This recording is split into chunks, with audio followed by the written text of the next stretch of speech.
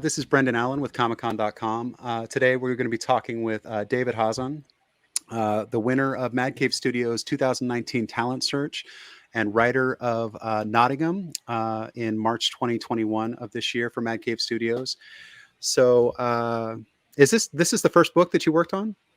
Yeah, that's correct. This is my first book. I won Mad Cave's Talent Search in 2019 and things snowballed into Nottingham. Right on. And then at your website, you also have there's like a short on there called Love Harder at davidhazan.com. Yeah, I have a little short on there that I did for a comics competition, which we didn't win, but I'm very proud of what we did anyway. That was one that my original artist fell through. It was like a 7-day competition, and the incredible Jeremiah Sheik went in with about 8 hours to spare and threw down 4 pages, of which I'm very proud.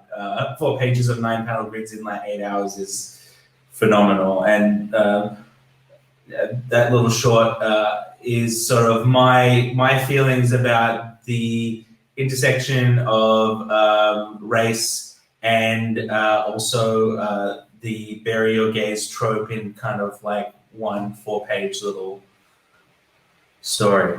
And we'll throw up the link when this goes live so people can go there because that's available for free on your website. So when I first started reviewing this book, I mean, I think it was in the first chapter that I started thinking about Salah al-Din and the fall of Acre and the massacre of Ayadia. And those things hadn't even come up in the book yet. But I think I said it over and over again that this angle on Robin Hood makes so much sense historically, you know, the political climate of the time and everything, that like this take with this masked sociopath actually makes so much more sense than any of the singing, dancing, princes that we've seen in Disney movies and things like that. What gave you the idea to come at it from this angle? Well, I love the history. So that was kind of where my basis came from.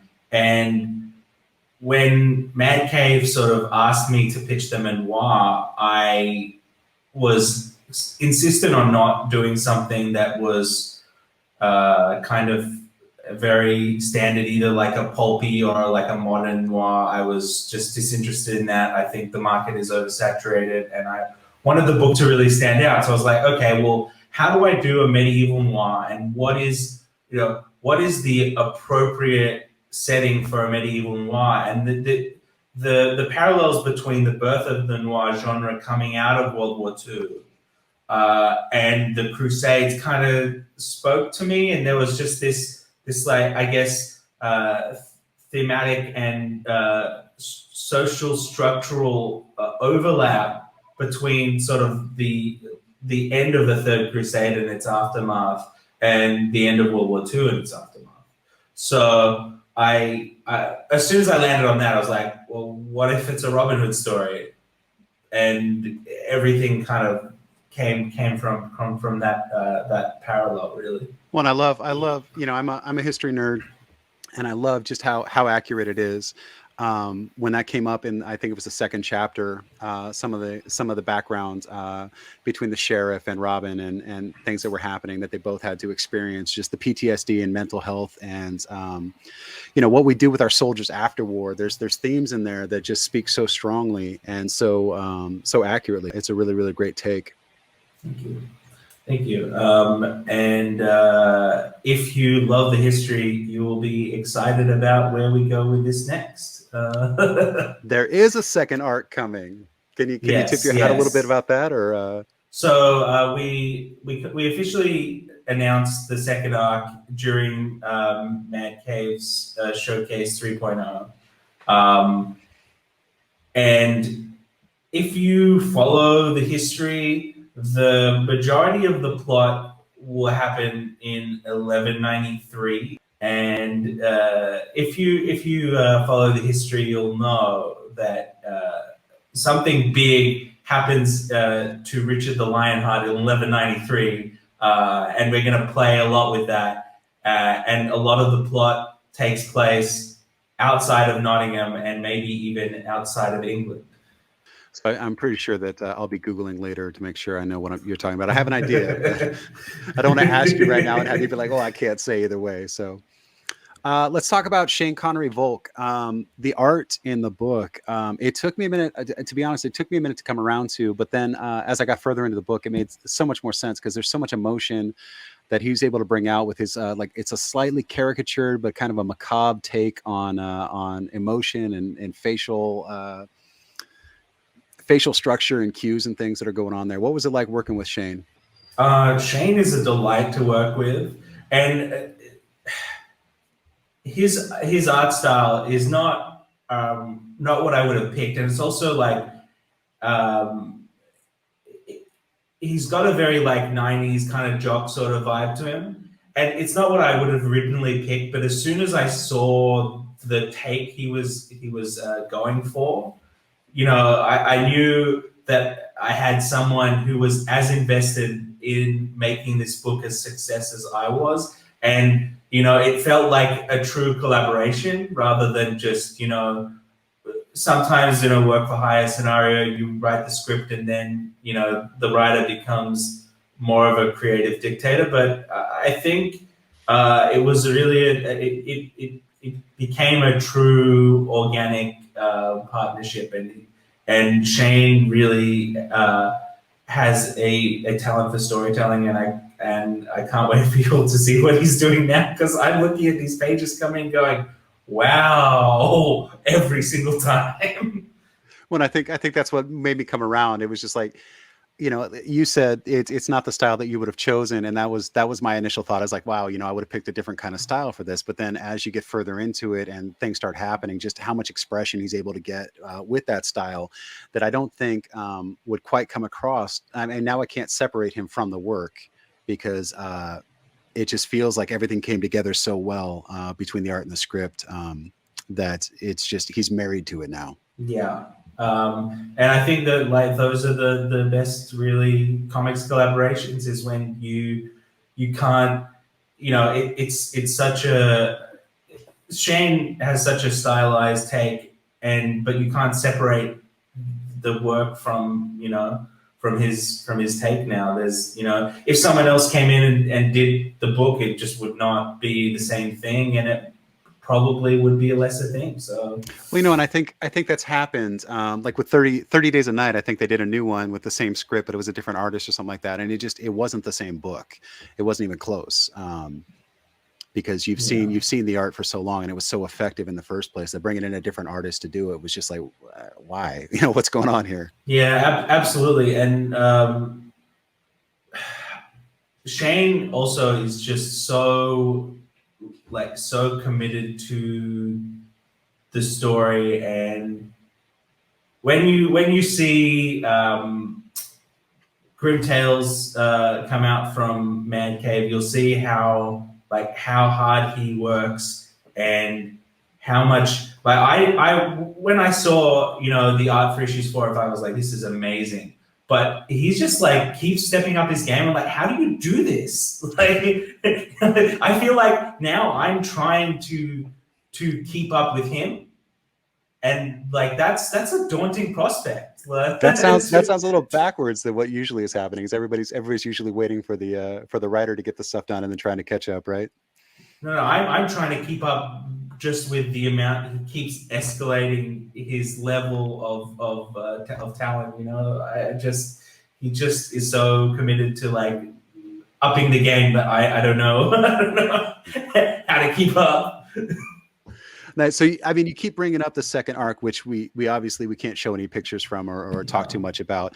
Tell me about the trade paperback though. What extra features are going to be in there? Like what do we have for chapter stops and things there? Have you seen it? I haven't seen it yet. So yeah, I've been in my cave hard at work and really haven't had a look at it yet.